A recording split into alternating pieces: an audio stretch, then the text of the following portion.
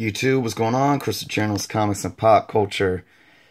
Alright guys, I hope this video presents to you guys well. I was going to do it face to face, but I decided I'm going to actually give you guys some visuals to kind of follow along with what I'm going to be talking about here. But let me just start off with stating that this video regarding how to collect comics and invest is kind of my reply to a video I watched, and I just want to let you guys know this YouTuber that I watched their video. I have nothing but love for this YouTuber.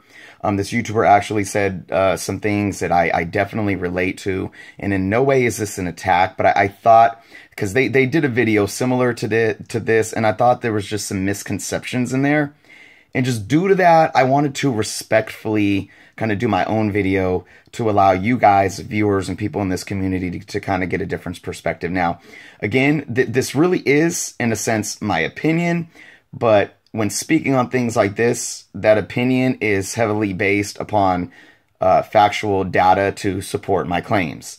So I will state that. I'm not just throwing stuff out there, you know, pulling it, you know, out of nowhere like magic. So, but again, you know, I watched this video and I want to give much respect to I'm not going to name them obviously, but much respect to them. But I just wanted to take a broader approach and kind of maybe clarify some stigmas that we have when it comes to collecting in comics and investing. So let me start off by saying this, guys. There is no wrong or right way to collect comic books. Now, we probably all know that. I hope we do. There really isn't. You can collect comic books in any way you like, whether you do it because you want to read the stories, or you do it because you want to collect the art and you just want to slab your books and hang them on the wall, or whatever it is, whether you want to spend thousands of dollars on key books only, whether you're a bargain shopper and you just want quantity over quality, or you want quality over quantity. Whatever it is, whatever you collect, there's no wrong way.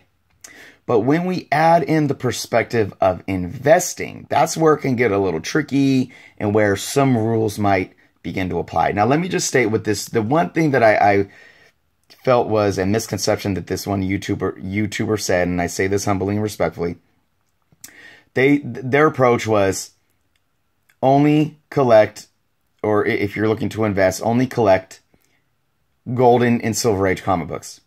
And they made a statement saying anything for, you know, in the 70s is when people started understanding the hype in terms of, oh, these are going to gain value.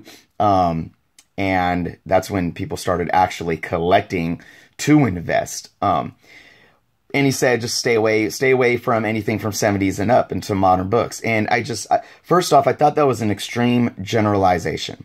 Now, we all know that in the 80s and 90s, because of the hype, comic books were mass-produced in like in the millions and crazy numbers. And of course, this drove the value down. And we know that in the mid to late 90s that, you know, these companies and Marvel, you know, they were facing bankruptcy. And I know Marvel did a lot of things to let other people come in and control the company and whatnot. And it wasn't until, you know, the mid-2000s that I think things started really picking up in the industry again. Collectors started getting more involved. But I don't know if people know this, but nowadays for modern books, print runs are being limited again. I mean, they know, they understand that you can't mass produce these books anymore. So I believe, and don't quote me on this, but I believe some print runs for modern books now are even lower than they were in like the 60s and 70s. So that just goes to show that things have changed. What we call modern books from the 80s and 90s aren't necessarily how we want to approach modern books from today. Now, with that being said, I do want to talk about one thing about modern books. Modern books, especially, you know, over the last, you know, 5-10 years, modern books hit the shelf at an extremely high price tag right now, $3.99. With Marvel, because they want to keep redoing their runs, or they do these variants that are like cover price $4.99, $5.99. And of course, we still have a few $2.99 ones with DC. But basically, we're on average paying $4 a book. And that's just crazy. And the thing with that is that it is very true that a majority of these books, as soon as they release, and as soon as that month passes and the next issue comes out, the value of that book might not even be at the cover price anymore. And for me, being spoiled with being in a urban area that has so many comic book shops, I can easily find new releases that are anywhere from a month to 6 months to a year or so old in dollar bins or even 50-cent bins. You know, unless there's speculation behind them. So this is where I will say this individual has a point, but let's not generalize, because we do have to be careful with modern books, because it's about being selective if we want to invest. But I disagree with this individual saying that you cannot invest in modern books and that we should only invest in Golden Age and Silver Age. Now, let me make a point here. Let me pull up, I'm going to pull up a Silver Age run, Fantastic Four. And we are going to look at their Volume 1 run, Fantastic Four, 1961. And we're going to look at just a standard Silver Age book. Now, let's see.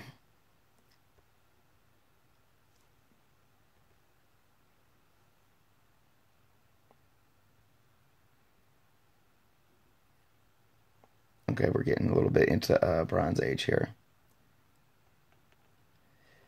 Let's go down to...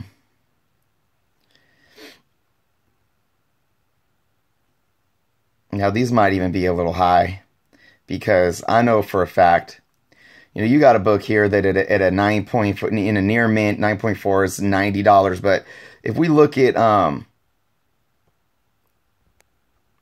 bring it down, I mean, the majority of books that we could find in pristine shape of these, I mean, you bring it down to a fine, you're looking at an $18 to $27 book.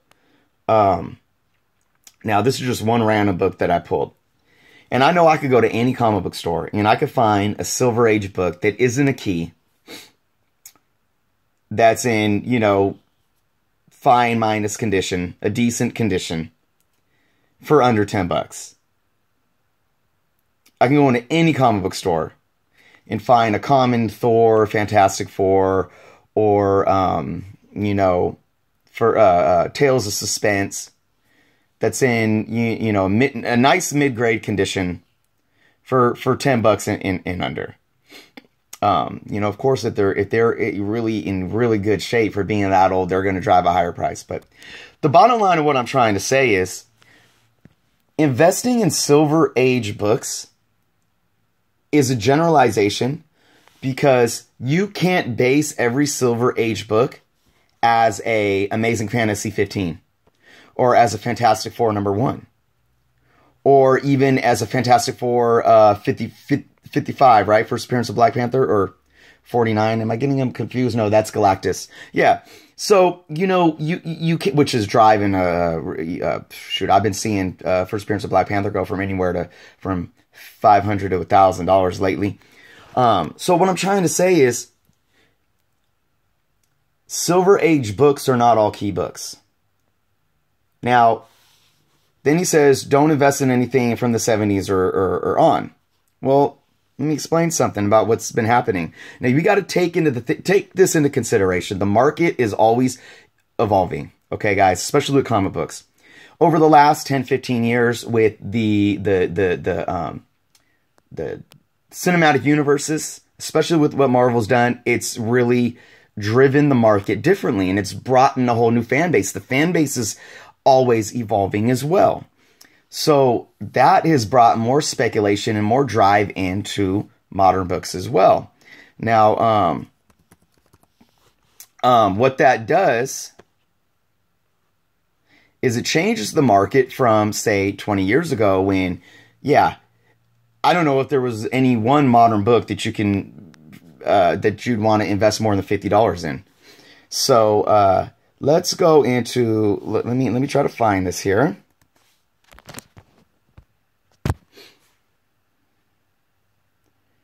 All right. So here's an example. Obviously, Incredible Hulk #1 at a 9.4, $180,000. Now, let's look at a Bronze Age book. and we're going to pull up Hulk 181.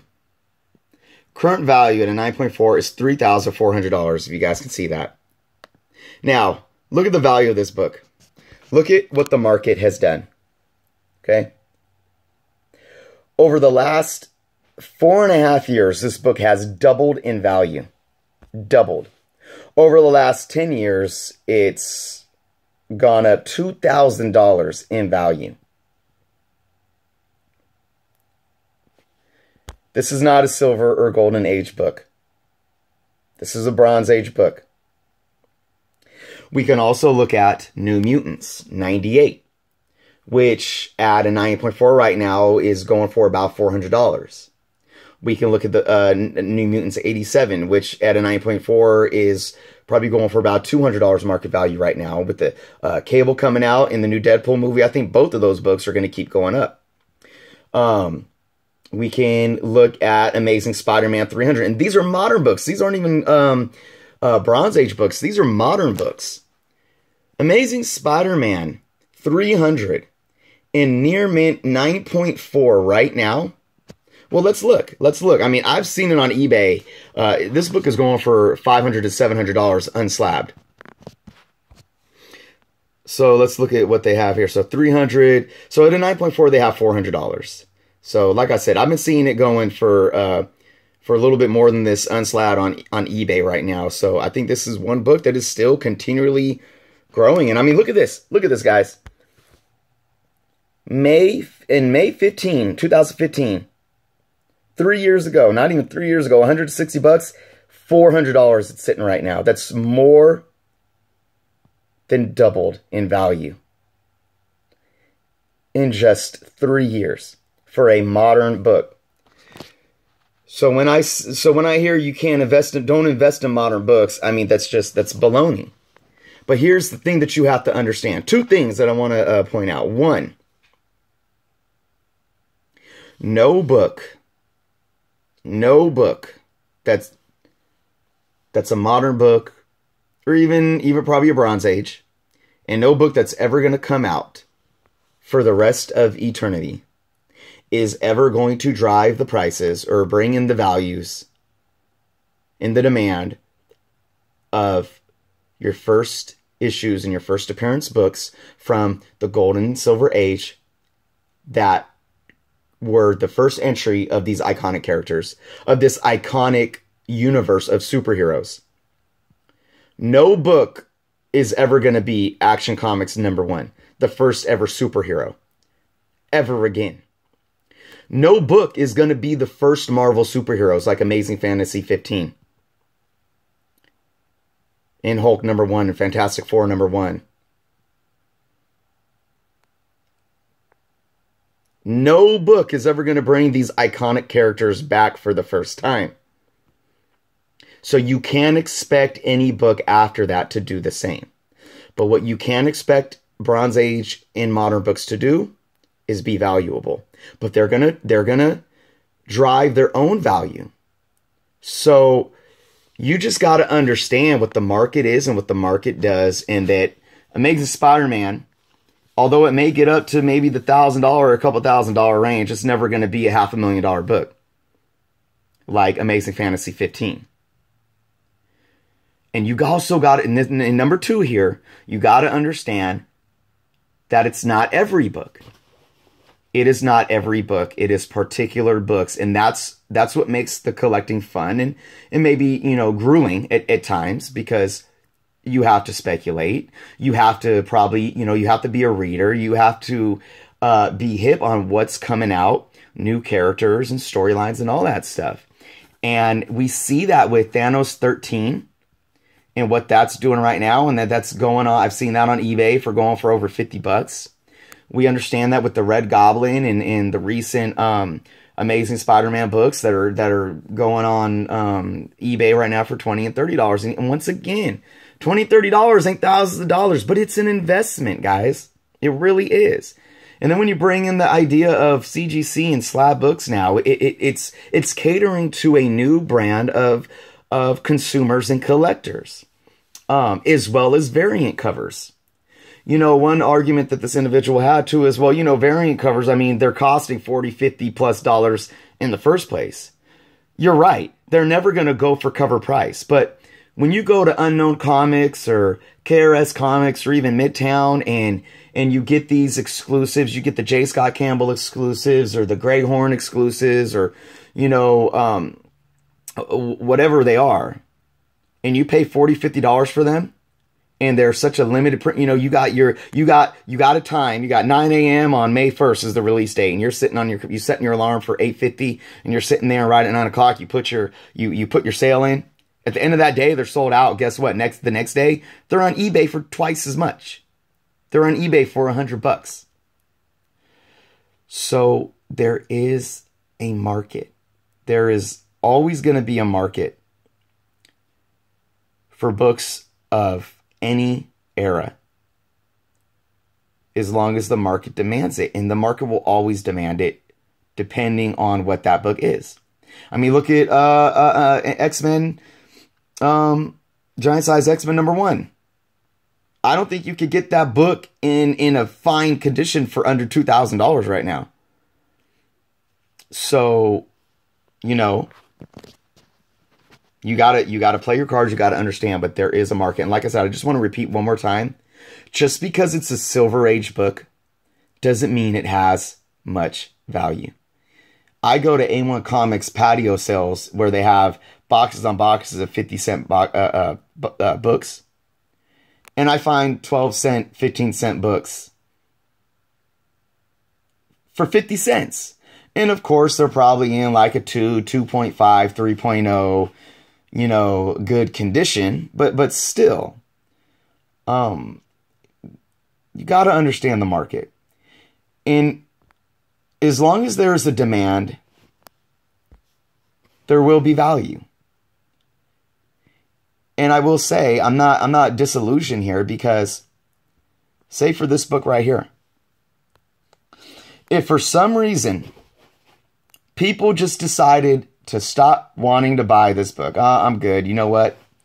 Or there is a thing called market equilibrium for those who have studied economics. Market equilibrium in a free market says whatever the value that the market states at this point in time is the value that it should be. And what that means is the market value is never too much, is never too high, and is never too low of what people are wanting to pay for it. So if anybody says, you know what, this book is now at $400. Just last year I could have got it for $150, or a couple years ago, I'm good. I don't want to buy it anymore. And so many people on the market are saying that. You know what's going to happen in this value? It's going to drop, because it's going to go back down to market equilibrium. And once say it drops to $350 and people still don't want to buy it, it's going to keep dropping. And say it gets to $300, and now it's at a spot to say, oh, yep, I want that book now. Then that drop is going to stop. And that price point that you see on the market is market equilibrium. But as soon as the demand goes back up and more people are willing to pay for it, oh, shoot, you know what? That's a good deal. I want it. But there's not enough out there. So now it's going to go to those with the deeper pockets who's willing to pay. That market equilibrium is going to start going up again. That's why they call it fair market value. So at any point in time, any book can go up in value, any book can go down in value. And it's what we do, guys, here on YouTube, what these people facilitate on these websites, what the industry does in taking consumer consensus and understanding what people want that drives these prices. And supply does matter. Obviously, demand drives supply, and also supply drives demand. It's kind of like what came first, the chicken or the egg type of thing, right? So when you think about a book, and you think about the movies right now, and sometimes you see these books that are like the Venom Lethal Protector #1 that was like in dollar bins a year ago, and that was going on eBay for $20, $25. That might have been a 1 million print book. back in when did it come out, like 92 or whatever. So obviously the supply that's available is going to affect the price. But if the demand is still there, it's going to go up in price and it's going to gain value.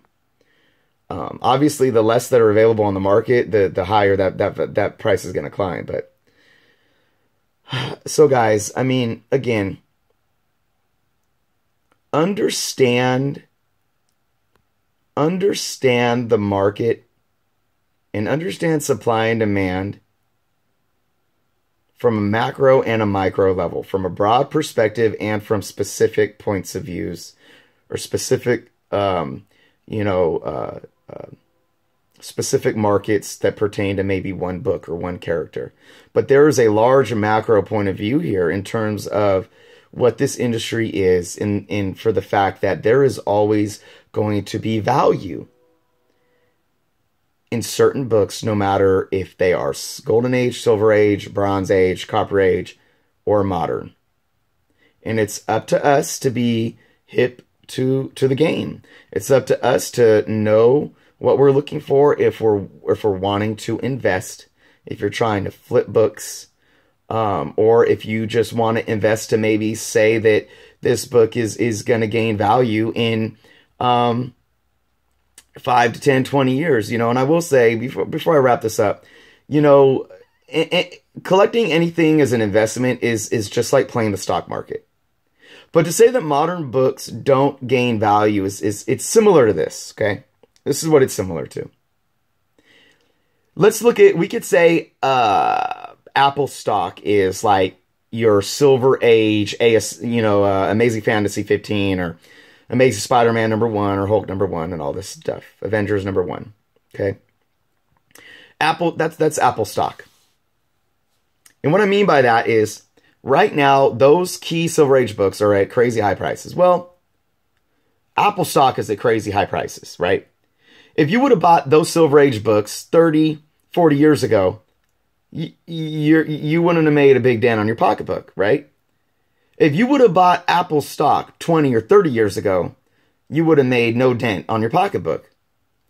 If you buy those comic books now, you're probably, you're probably selling your home in order to buy one or two of those books. If you're wanting to buy Apple stock right now, you're probably taking out a loan at the bank. Now, what I'm trying to say is this.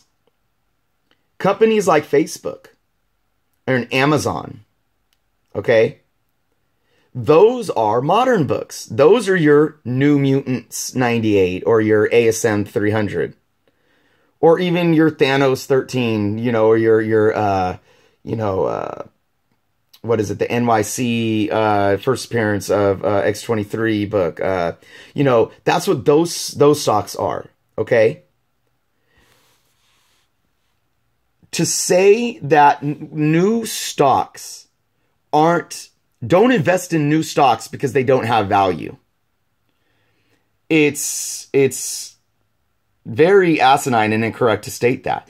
Because what I'm trying to say here is, by investing in these Silver Age key books, you're not worried about the money that you're putting up for them. You're worried about the return on investment. If you pay $100,000 for Fantastic Four #1, how much do you think you're going to be able to sell that for and get a return on your investment? Not much. You're not going to flip that book and make money on it. That book is worth $100,000 and you just paid that for it. Now, maybe in 10, 20 years, it might be worth $120,000. I don't know. But I know that you would have had a larger percent of return by buying Amazing Spider-Man 300 10 years ago than you would have by buying Fantastic Four #1 10 years ago. Or even Amazing Fantasy 15 #1 10 years ago. You're going to have a higher return on investment. So we're looking at percentage. Plus, you don't have to break your pocketbook. So these new stocks, comparing it to these new stocks that come out, they may never get to the value of Apple stock.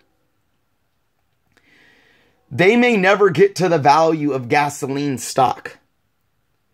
but you're going to have a large return on investment. That percentage is going to be much, much higher, and it's going to be easier for you to invest in these books because you're not taking a freaking $100,000 loan out on the bank or putting a reverse mortgage in on your home.